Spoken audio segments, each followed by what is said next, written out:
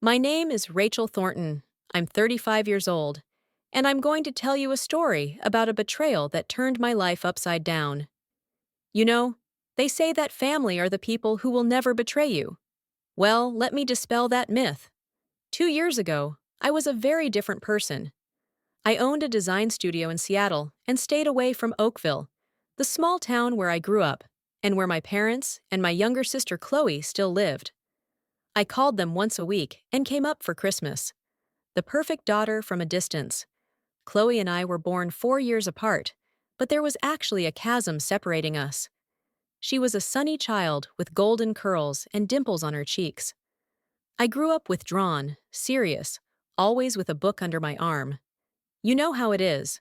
One child becomes the favorite, and the other is never good enough. That was our dynamic. In April of the year before last, I got a call from my mom. Rachel, honey, did you get the invitation to Chloe's engagement party yet? We're celebrating this Saturday. The pencil froze in my hand. Typical. An invitation to an important family event in just 3 days. This Saturday? Mom, why all of a sudden? We sent out the invitations 2 weeks ago. Yours should have gotten here first. Of course it didn't, because it was sent to my old address, even though I've told them I've moved twice. Don't worry, I'll be there, I said, trying to sound upbeat. And so, on Saturday night, I parked my Volvo in the driveway of my parents' house. The two-story Victorian mansion looked like an illustration from Ideal Home magazine. I sat in the car looking at it and felt like a stranger. It's weird, isn't it? When the place where your childhood passed no longer evokes warmth. The door was opened by my mom, a petite woman with a flawless bob. Rachel! She hugged me, and I caught the familiar scent of Chanel No. 5. I'm so glad you could make it. Something in her tone made me wary. Too much enthusiasm, as if she was compensating for something. Chloe spotted me first and rushed across the room. Rach! She grabbed me in a hug. You came! I was so afraid you wouldn't make it. That's the thing about Chloe, you can't really be mad at her. She's always been genuine in her affection for me, not even noticing how our parents built barriers between us. And to miss a day like this? I smiled, holding out the gift. Congratulations, baby girl. I spent the next hour circulating between groups of guests, answering the same questions about work and my husband's absence. Aunt Martha reminded me of my ticking biological clock, and Uncle Frank inquired about when I'd get down to real business. And then my father, Richard Thornton, tapped his fork on his glass, calling for silence. Friends and family, he began. Today we are gathered to celebrate the engagement of our beautiful daughter, Chloe, and a wonderful young man, Ethan. I sipped my wine while my father gave a speech about love and the future, and then he said something that made me freeze. And in honor of this special occasion, Diane and I want to give a very special gift. We're giving Chloe and Ethan a house in Lakeview Gardens. A delighted sigh swept through the room. Lakeview Gardens was a new upscale neighborhood, with houses no cheaper than $900,000. Daddy, Mommy, Chloe whispered. It's too generous. Nothing is too much for our girl. Mom smiled, and at that moment, I noticed a quick exchange of glances between my parents. A nervous tension that disappeared as quickly as it had appeared. Something inside me clicked. Not jealousy. I'd long ago gotten used to Chloe getting more. It was suspicion. Where did my parents get that kind of money? And then it hit me. My trust fund, my grandfather, my mom's father, died when I was 21. He left trust funds to both of his granddaughters, but with different conditions. Chloe could access her money at 18, and I couldn't until 35 if I didn't marry sooner. When the congratulations died down, I casually approached my parents. That's a terrific gift. I had no idea you were so wealthy. Wealthy? Mom laughed nervously. Oh, we've been saving for a long time. And then, real estate is always a good investment. Of course. I nodded and added, by the way, I'm turning 35 in a couple months. I'll finally have access to my grandfather's trust. Just for a second. But I saw it again. That same exchange of looks between my parents, only this time with a distinct tinge of panic? Ah, yes. My father put a hand on my shoulder. The trust fund, I'll have to look into it. I can go to the bank myself, I said, watching their reactions carefully. No, Mom said it too loudly. I mean, there's no need to bother yourself. Your father will organize everything. They left too quickly, leaving me with an icy lump in my stomach. The rest of the evening passed like a blur. At one point, I noticed my father had disappeared, and I followed him. There was a strip of light shining from under his office door. I overheard a snippet of conversation. We have to make it before her birthday. If she finds out. When my father left, I used the spare key I knew where to look. In the study, I found the sale and purchase agreement for the house, and more importantly, a bank statement with large transfers. The amounts were staggering: 100,000, 250,000, and finally $600,000. I took pictures on my phone and went back to my guess. When the evening was over, I lied to Chloe about the important meeting and hurried home. In the car, I called Marcus Hampton, a high school friend who now worked at the bank where my trust fund was kept. Hey Marcus, I need your help. It's about my trust fund. There was silence on the phone. Then Marcus spoke softly. Come to the bank at 8 o'clock. I'll take you through the service entrance. Marcus, my money is still there, isn't it? Another pause, even more ominous. Come back tomorrow, Rach, please. He disconnected, and I was left sitting in the car with the feeling that the ground was leaving beneath my feet. I didn't sleep a wink that night. My mind was spinning like a bird of prey. I remembered every detail of the evening, the tense looks on my parents' faces, their strange reactions, the bank statements. The puzzle was slowly coming together, but I didn't want to believe the picture that was emerging. Grandpa had always loved us both, but he had a special bond with me. He called me his little businesswoman, back when I was 8 and selling homemade bracelets at the school fair. When I was a teenager, he often said, Rachel, money likes quiet, and people who know how to wait. Now those words sounded like a warning in my head. At 6 in the morning, I showered, dressed in my strictest business suit, and drank 2 cups of strong coffee. The drive to Oakville took less time than usual. The roads were empty on a Sunday morning. The town greeted me with a sleepy silence. Only the bakery on Main Street was already open, filling the air with the scent of freshly baked goods. I parked a block away from the bank and spent an hour just sitting in the car and watching. I don't know what I was expecting, maybe to see my dad rushing in before it opened. But the street remained empty, with only the occasional car passing by early churchgoers heading to church. At 7:45, I got out of the car and headed toward the bank's service entrance. My heart was pounding so hard, I was afraid it would jump out of my chest. The guard at the door nodded at me as if he was waiting. Ms. Thornton? Mr. Hampton asked me to show you to his office. Marcus's office was in the far corner of the first floor. When I entered, he was standing at the window, looking out at the empty street. Turning around, he smiled weakly. Rachel, long time no see. He looked older than his 34 years, wrinkles around his eyes, gray on his temples. Working at a small-town bank had clearly not been his dream in high school when he'd talked about Harvard and Wall Street. Marcus! I shook his hand. Thanks for agreeing to meet me. He pointed to the chair across from his desk. Have a seat. Do you want coffee? I want answers, I said, sitting down. What's going on with my trust fund? Marcus sighed and lowered himself into the chair. He opened a desk drawer and pulled out a folder. What I'm about to show you is confidential information. I could lose my job. I understand that, and I appreciate the risk. He slid the file over to me. Take a look for yourself. Inside were bank statements, just like the ones I'd seen in my father's office. Only here was the full story. Over the past 2 years, a total of $600,000 had been withdrawn from my trust fund through a series of transfers to an account belonging to my parents. How was that possible? I whispered. Grandpa had appointed an independent trustee. They couldn't just take the money. Marcus pointed to the signatures at the bottom of the documents. See this? Your signature, on every transfer.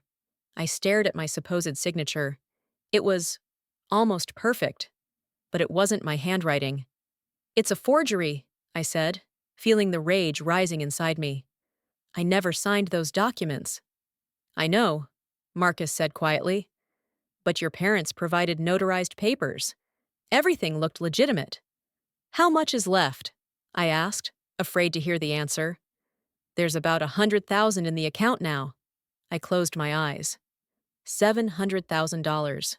My inheritance, my future, stolen by my own parents to buy a house for my sister. "What am I supposed to do now?" I asked, opening my eyes and looking straight at Marcus. "You have options." He leaned forward. "You can go to the police. It's fraud, document fraud. They could get real jail time."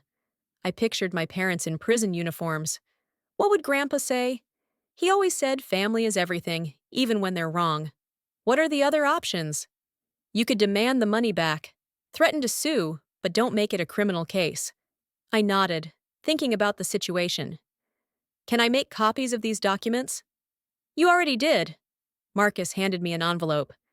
"I knew you'd come, sooner or later."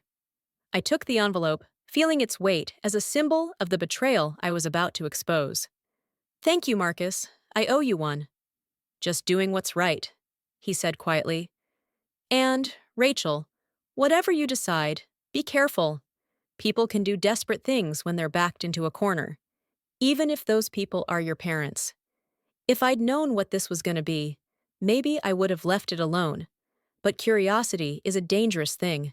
Monday morning greeted me with gray clouds and drizzling rain, the perfect backdrop for the upcoming conversation. I spent a sleepless night tossing and turning over the events of the evening in my head. Several times I wanted to call my parents and ask them straight out. Had they really stolen my money? But something stopped me. Maybe the fear of hearing confirmation? Or worse, a new lie. Have you ever felt like the world around you is cracking at the seams?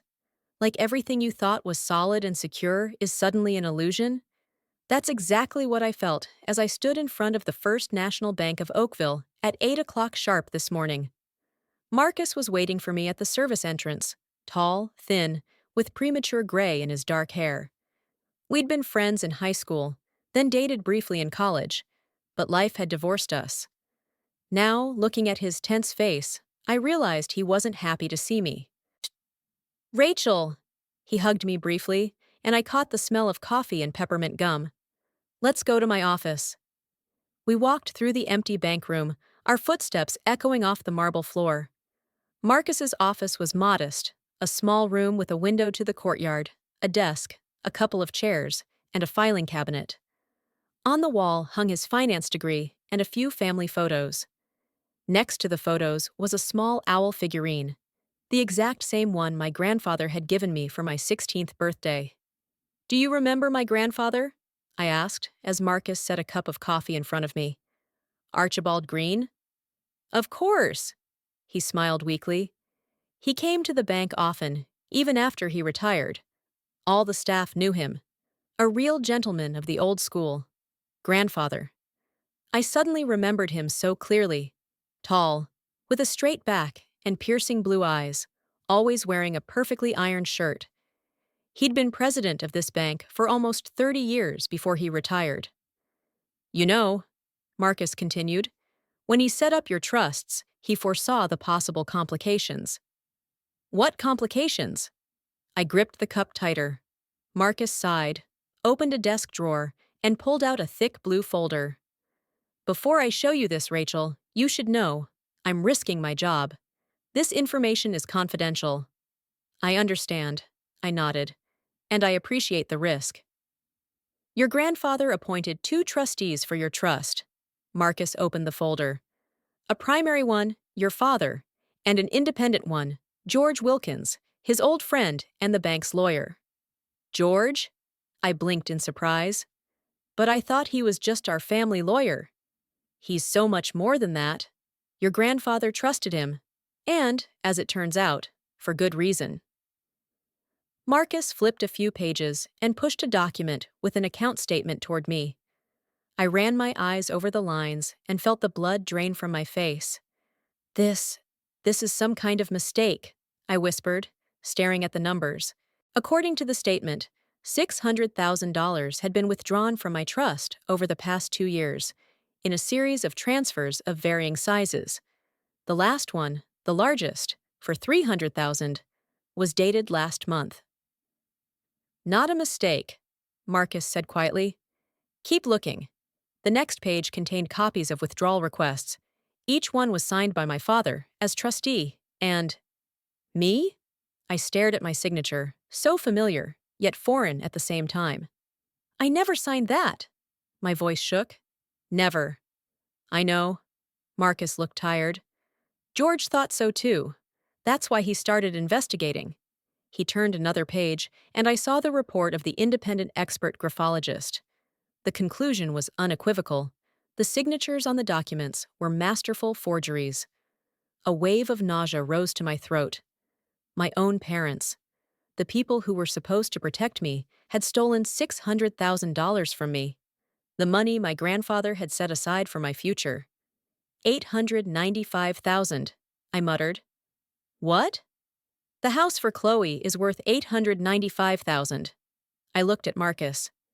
I think they'd already taken some of it out of my trust, and were going to take the rest when I came to the engagement party and talked about the foundation. My memory obligingly jogged my memory of my parents' panicked looks, of my father's hurried departure, of him on the phone saying, "We have to get there before her birthday." Marcus, how much was in the trust? He flicked to the beginning of the document. Originally, $750,000, plus interest over the years. At this point, it should have been about $860,000. And what was left? $260. I closed my eyes, trying to hold back the tears. Not the time for them. Not now. When Grandpa set up those trusts, I opened my eyes. He left equal amounts to Chloe and me, right? Marcus nodded. $750,000 each. But the terms were different. Chloe got access at 18, you only at 35. I grinned bitterly. And had she spent her share long ago? On college and traveling? Not exactly. Marcus looked uncomfortable. Her portion was depleted by the time she turned 22. I'm not sure what it was on exactly. It explained a lot of things, especially why my parents were so insistent that I not go to the bank on my own. They knew their fraud would be exposed. I remembered one of the last conversations I'd had with my grandfather, shortly before he died. We were sitting in his garden, and he was telling me about his plans for his inheritance. "Rachel," he said, stroking his immaculately trimmed mustache, "I didn't set stricter terms for you because I don't trust you. Quite the contrary. I see great potential in you, discipline. You'll be able to do something meaningful with that money when the time comes. And Chloe? I asked you the other day. Why will she get her share sooner?" Grandpa sighed, and a shadow of worry flashed in his eyes. "Chloe. She needs another form of support. Maybe by spending her money, she'd learn to appreciate it." I understood his wisdom now. He saw what I was only beginning to realize. My parents had always indulged Chloe, always put her needs before mine. He'd tried to protect me by setting stricter terms and appointing an independent guardian.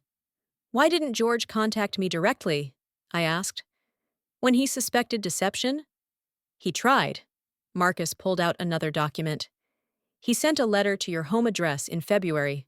Obviously, you didn't get it. Of course I didn't. The letter, like the engagement invitation, was sent to my old address. But unlike the invitation, I don't think it was ever resent. My parents probably intercepted it. What am I supposed to do now?" I looked at Marcus. "You have a few options." He leaned back in his chair. 1. File a police report. It's fraud, forgery, serious crimes. I pictured my parents in handcuffs, headlines in the local paper. Respected Oakville family accused of fraud. Chloe sobbing on the courthouse steps. What are the other options? You could seek restitution through a civil suit. Less dramatic, but also public. I nodded, contemplating the situation. "Marcus, remember what Grandpa always said about money?" He smiled. "Money likes silence." Exactly. I took a deep breath. "I need to talk to George. Is he still here in Oakville?" "Yeah, his office is 2 blocks from here. But it's Monday, he's got a trial in Portland. He won't be back till tonight. Then I'll stay the night, I've decided. And I'll meet him tomorrow. Marcus nodded and began to gather the paperwork. I made copies of everything for you. He handed me an envelope. Be careful, Rachel. What your parents did. They'll be fiercely defensive. I took the envelope, feeling its weight like the physical weight of betrayal. Do you know what the worst part is? I asked, looking at the picture of Marcus's family. Not the money itself. It's that they betrayed me so easily. It's like I mean less to them than Chloe. I always had. When I left the bank, the rain was getting heavier. I stood under the visor, clutching the envelope with the proof of my parents' betrayal to my chest, and thought about my grandfather. About how he taught me to play chess, always repeating, Rachel, it's important not only to win, but to understand why you won. Grandpa knew. He foresaw what might happen and took action. He appointed George as second trustee. But even his foresight couldn't fully protect me from my own family. At a small cafe, I booked a room at a local motel by phone and called George Wilkins, leaving a message asking for a meeting. He called back an hour later. Rachel, George Wilkins, I'm glad you finally got in touch. Hello, Mr. Wilkins. I came out of the cafe to talk privately. I just found out about the, situation with my trust. I understand. His voice sounded serious. I'm sorry. I tried to contact you earlier. I know. The letter was sent to an old address. Oh, yeah, he sighed. Are you in Oakville now? Marcus said he showed you the papers. Yes, I'm here. Can I meet you tomorrow? Sure. My office opens at 9 Sight. Come by any time that's convenient. Thank you, I was quiet. Mr. Wilkins, what are my chances of getting my money back? Good, he answered without hesitation. We have all the evidence of fraud, forensic signatures, account statements. In a criminal trial, it's an ironclad case. I swallowed the lump in my throat. What if I don't want to go to a criminal trial? There was silence on the other end of the line. Rachel, I understand how you feel, but what your parents did is a crime. A serious crime. Going back to your parents' house 3 days after you discover your family has robbed you of $600,000 is an ordeal not for the faint of heart. Believe me, I know what I'm talking about. All the way from the motel to the Thorntons' Victorian mansion, I rehearsed my role. Loving daughter and sister, just stopping by to discuss the details of their upcoming wedding. A deep breath, squared shoulders, a smile that didn't reach my eyes. Acting had never been my strong suit, but today I was ready to outdo myself. Mom opened the door before I could ring the bell. Apparently, she was watching the driveway. Rachel! She wrapped me in a hug, smelling of the same Chanel No. 5 perfume. What a nice surprise. You didn't tell me you were coming. It was spontaneous, I smiled, slipping past her into the hallway. I wanted to discuss something about Chloe's wedding. Is everyone home? Yeah, everyone's here. Mom looked a little puzzled, but pleased. Dad's in his office, and Chloe's upstairs picking out colors for the decorations. Great! I hung up my coat and turned to her. Mom, can you gather everyone in Dad's office? I have something important to discuss, and I'd rather we all do it together. Her eyebrows raised slightly, but she nodded. Of course, dear. I'll get everyone right away. While my mom went upstairs to get Chloe, I headed toward my father's office. The door was ajar, and I could see him, graying temples leaning over his desk, glasses slipped down to the tip of his nose, fingers running quickly over the keyboard of his laptop. A common picture from my childhood. How many times had I stood like that, afraid to disturb, waiting for him to notice me? Today, I didn't wait. Dad! I tapped on the door jamb. He looked up, and a smile blossomed on his face. Was it fake or genuine? I wouldn't have asked myself that question before. Rachel, what are you doing here? He stood up, walked around the table, and hugged me. I forced myself not to pull away. I came to discuss Chloe's wedding. I pulled back and looked him in the eye. My mom's bringing her in right now. I think we should all talk together. Something in my tone made him wary. A slight shadow of concern flickered across his face. Sure, have a seat. He pointed to the leather couch against the wall. Something to drink? Coffee? Or maybe something stronger? No thanks. I sat down, placing my bag next to me. Inside was the envelope with the documents Marcus had given me. Let's wait for the others. We sat in awkward silence until my mom returned with Chloe. My sister looked excited and happy, with bridal magazines in hand and a wide smile. Rach! She practically stormed into the room and plopped down next to me. I can't believe you're back so soon. Do you want to help with the planning? I have so many ideas. Her genuine joy almost made me change my mind. Almost. But then I remembered the $895,000 and the documents with the forged signatures. Mom, close the door, please, I said when everyone was seated. Mom gave my father a questioning look, but complied. Now we were cut off from the rest of the world, just the four of us, and the truth I was about to unleash on them. So, I straightened up and looked at each of them in turn. I really want to talk about the wedding. More specifically, about the wedding gift. The house? Chloe glowed. Isn't it beautiful? Ethan and I have already chosen the furniture for the living room. Beautiful, I nodded. Especially when you consider that it was paid for with money stolen from me. The silence that followed my words was so thick, you could cut it with a knife.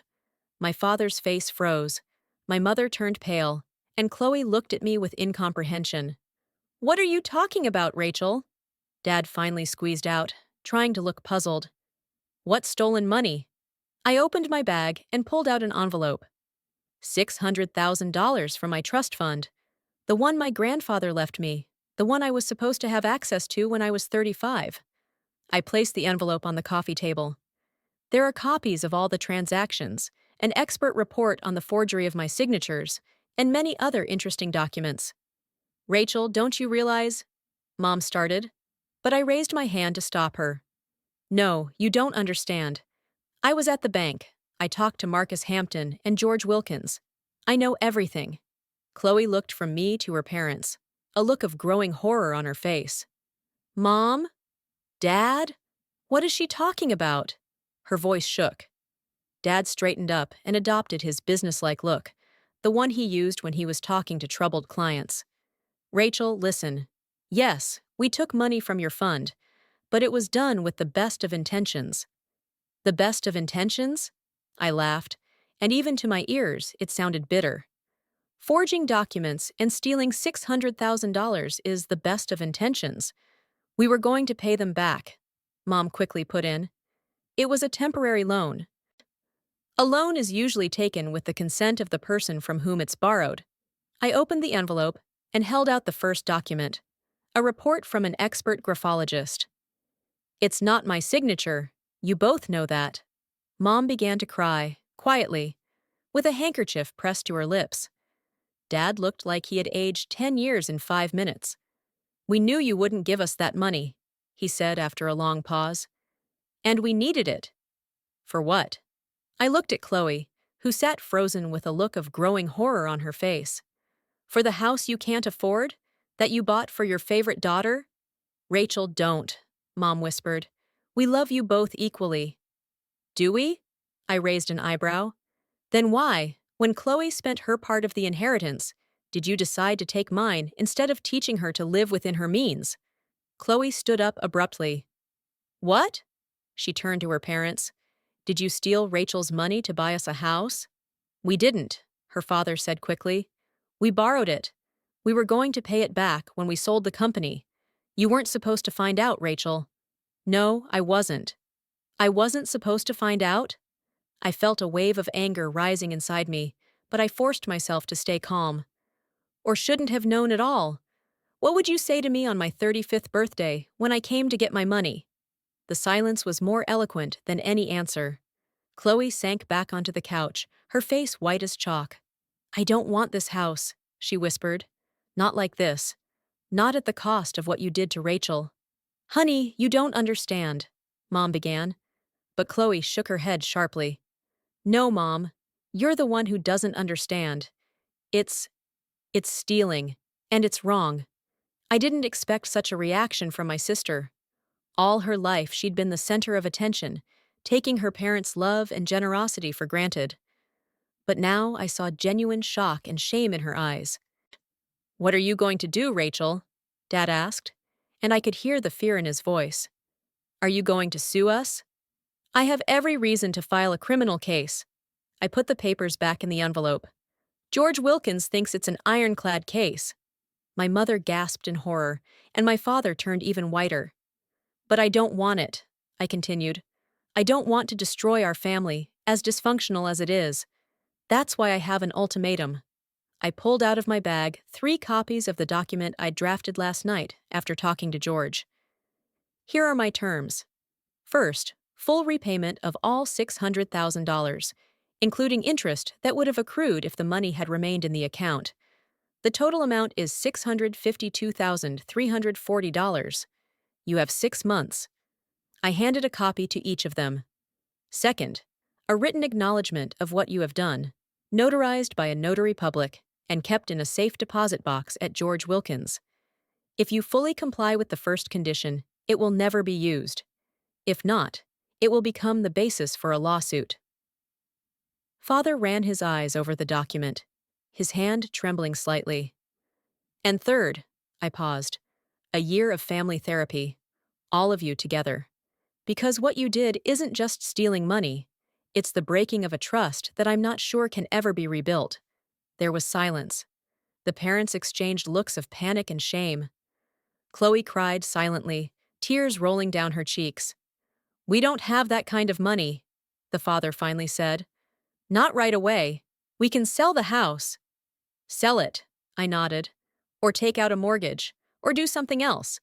You had time to figure out how to steal my money. Now you have time to figure out how to get it back." "We'll sign it." Mom picked up a pen from Dad's desk. "We'll get it done, Rachel. Please forgive us." "Forgiveness has to be earned." I stood up. "And it starts with admitting guilt and making amends." "Sign it."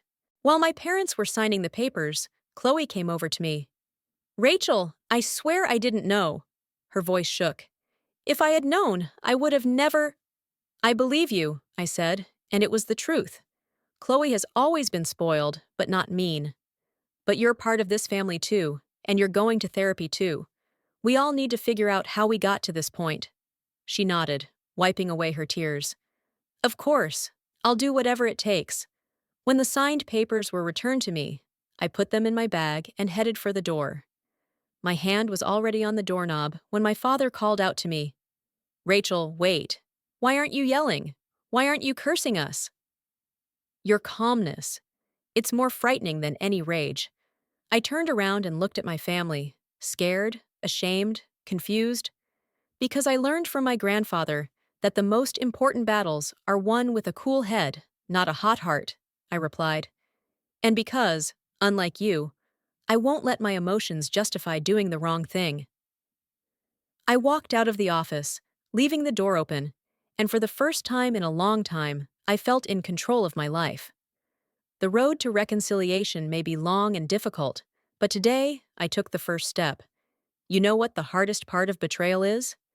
Not the deception itself, but the fact that you have to pretend to forgive those who hurt you. For the last 6 months after the confrontation with my parents, I've been living a double life.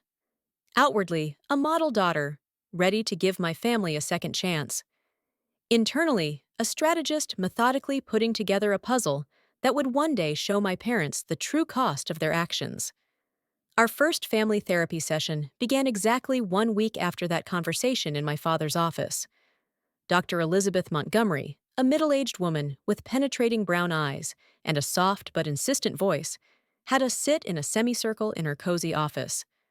No desks between us, no barriers to the truth. "Family therapy," she began, looking at each of us, "is not about finding fault. It's about understanding the patterns of behavior that brought you here." My father fidgeted in his chair, clearly uncomfortable. My mom sat perfectly straight, like she always did when she was nervous. Chloe looked defeated, a pale shadow of the radiant bride I'd seen at the engagement party. "Rachel," Dr. Montgomery turned to me, "why don't you start?" Tell me how you feel. How do I feel? Rage. Pain. Wanting them to know what it's like when the people closest to you betray you. But that's not what I said. I feel disappointment. My voice sounded calm, almost detached. And misunderstanding. It's hard for me to comprehend how my parents could steal my money, forge my signature, and plan to hide it from me. We didn't plan to hide it forever, my father quickly objected. We were going to pay it all back before your birthday. Richard, Dr. Montgomery interrupted him gently. It's Rachel's turn to talk about her feelings. Please let her finish. I continued. But what hurts me most is not the fact of the theft itself, but the fact that it's just the latest link in a chain of favoritism I've witnessed all my life. Always Chloe came first. Always her needs, her wants, her happiness were more important than mine. That's not true, Mom exclaimed, her eyes filling with tears. We love you both equally. Diane, Dr. Montgomery intervened again. Please let Rachel finish. Then you will have a chance to respond. And so began our therapy. Each week we gathered in Dr. Montgomery's office and gradually uncovered the layers of family dynamics that led to this crisis. My parents confided that they had always thought of me as stronger, more independent than Chloe. You've always been able to take care of yourself, my mother said in the third session, not realizing that this was not a compliment, but an admission of parental neglect. Chloe cried at almost every meeting. She genuinely didn't realize how unequal our treatment was until she heard my examples. Birthday cakes that were always her favorite flavor, even when the party was mine. Trips to amusement parks that were canceled because of her cold, even though I'd been promised them for months. College money that I had to earn in scholarships while her education was fully paid for. I just thought you always did everything on your own because you liked it so much, she confessed in one of the sessions. I even envied your independence. Alongside the therapy, her parents began the process of paying back the money. Dad sold his vintage car collection, which he had been collecting for 20 years. Mom gave up her country club membership and put most of her jewelry up for sale. They took out a second mortgage on the house and opened a special repayment account in my name. Each month, a certain amount of money was deposited there, according to a schedule we had agreed upon with George Wilkins. I, in turn, made a move that surprised and delighted my parents. I used the first installment of $100,000 to open a second studio for my design business right in Oakville. This required me to be in town at least 2 weeks a month, which gave us more time to rebuild our relationship. You're really trying to forgive us, Mom said with tears in her eyes when I invited them to the studio opening. It means so much to us, Rachel. I hugged her and smiled without saying a word. She wouldn't have realized that the studio wasn't a gesture of forgiveness, but part of my plan. The Oakville business gave me a legitimate reason to spend time in town, to watch my parents, and, more importantly, my father's business. Because, you see, while we were all working on healing family relationships, I had secretly hired a private investigator, Noah Parker, an ex-cop with a reputation for always finding what he was looking for. His job was to look into my father's financial activities over the past 10 years. If they stole from their own daughter, there may well be other financial skeletons in the closet, I told him the first time I met him in an inconspicuous cafe on the outskirts of Portland. That's usually the case, Parker nodded, making notes in a tattered notebook. The first offense is rarely the only one. He turned out to be right. 3 months into the investigation, Parker provided me with a thick file of documents that showed systematic tax fraud at my father's insurance company, questionable land deals, and, most disturbingly, evidence of money laundering through a series of shell companies. Your father is walking on very thin ice, Parker said, handing me the folder.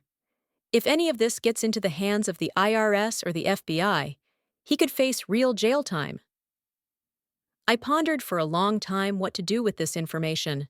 Part of me, the dark part of me that woke up at night with rage, wanted to turn all the evidence over to the authorities immediately.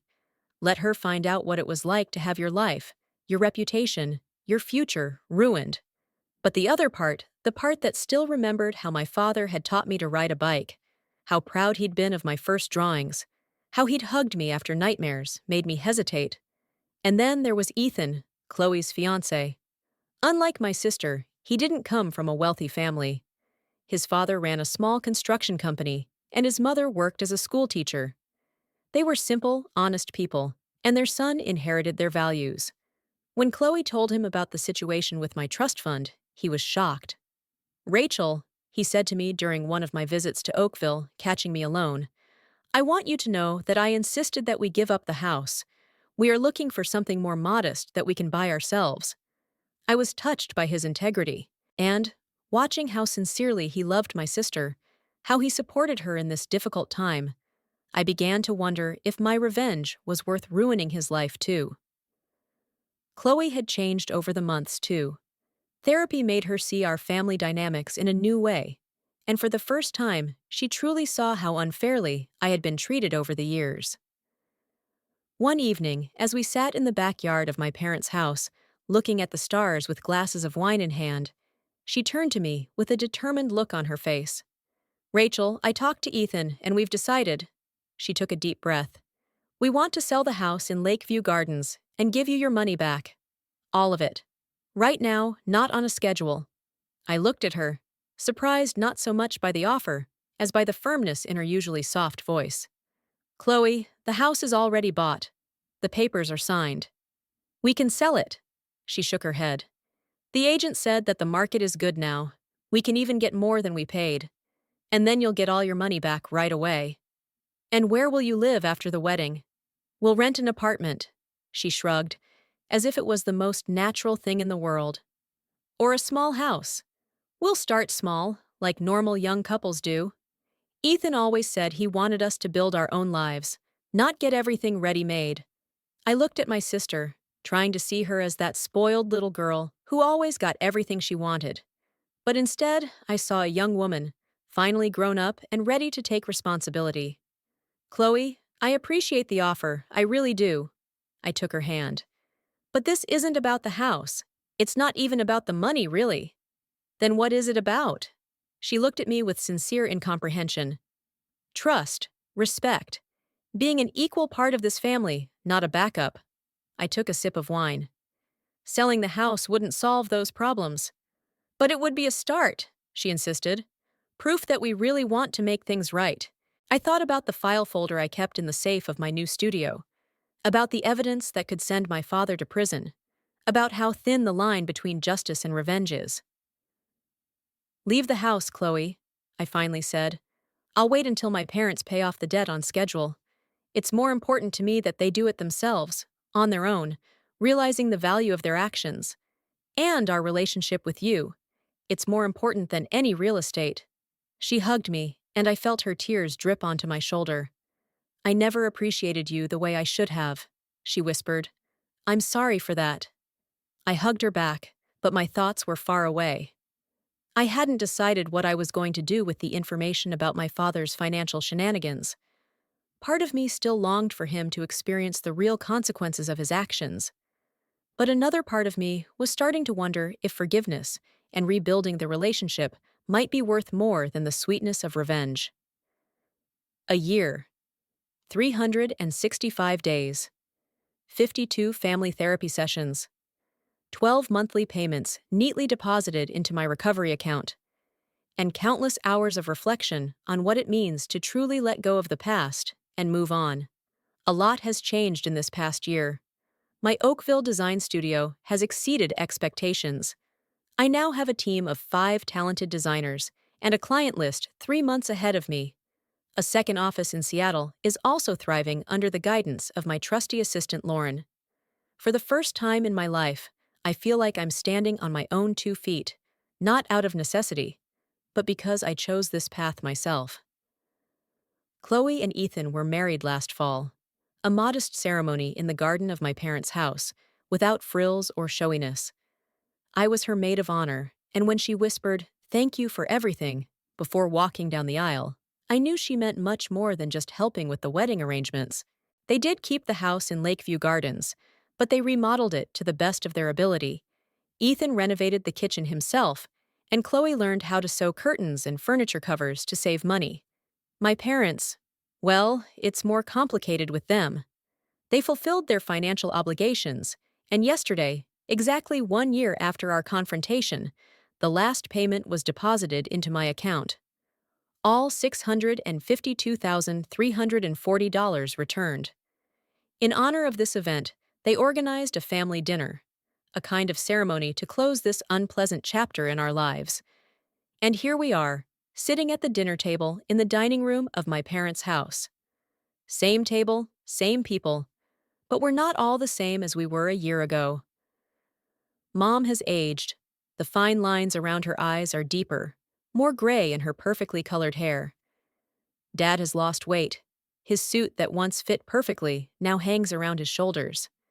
Family therapy and public humiliation, when everyone in the small town knows you stole from your own daughter, are taking their toll. But there's also something else, something new in their eyes. Humility? Remorse? Or maybe just fatigue from the constant need to maintain the facade of the perfect family. I propose a toast, the father says, raising his wine glass. To new beginnings, to forgiveness and the restoration of the family bond. Everyone raises their glasses. I do too, with a slight smile, meeting everyone's eyes in turn. To new beginnings, I agree, taking a sip. And to the truth, without which no true reconciliation is possible. Something in my tone makes my father tense. He's always been sensitive to nuance, to unspoken threats, a useful skill in the insurance business. What do you mean, Rachel? He asks, trying to keep his tone casual. I set my glass down and look him straight in the eye. What I mean, Dad, is that I've learned more about you in the last year than I have in my entire life. I open my purse and pull out a small envelope. And it's not just about the fact that you stole my money. There's silence. Mom freezes with her fork halfway to her mouth. Chloe and Ethan exchange concerned glances. What are you talking about? Dad's voice sounds hoarse. About your tax fraud, the shell companies, about shady land deals. I place the envelope on the table. All of it. My father's face pales so rapidly that for a second I think he's going to have a stroke. Were you followed me? He tries to sound indignant, but he comes out frightened. I hired a private investigator, I answer calmly. After I discovered that my own father was capable of stealing $600,000 from me, I decided to see what else you were hiding.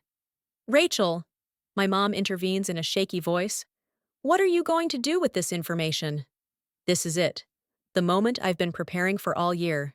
The moment of reckoning. I look at the frightened faces of my family and feel strangely calm. I've already done it, I say quietly. Yesterday, I sent copies of these documents to Gregory Foster and Michael Jennings. My father exhales sharply, as if from a blow. Foster and Jennings are his business partners, co-owners of an insurance company. You ruined me! His voice is barely audible. No, Dad, you ruined yourself. I shake my head. I could have sent those documents to the IRS or the FBI, but I didn't. Why not? He looks at me puzzled. Because, despite everything, you're my father, I answer simply. And I don't want to see you in prison, but I also can't let you continue to deceive the people who trust you. Mom begins to cry, silently, pressing a tissue to her lips. Chloe sits motionless, wide-eyed. Ethan puts his arm around her shoulders, his face serious but not judgmental. Foster already called me this morning, his father continues deftly. He's demanding my resignation. He says he'll sue me if I don't. I know, I nod. He called me too, to confirm the authenticity of the documents. And now what? My father lowers his head. Are you happy? Is your revenge complete? It's not revenge, Dad. I rise and walk around the table to stand beside him. It's consequences. All my life you've taught me that every action has consequences. Remember, be careful about your decisions, Rachel, because you're going to have to live with the results of them. He lifts his eyes, and I see in them a strange mixture of anger, shame, and recognition?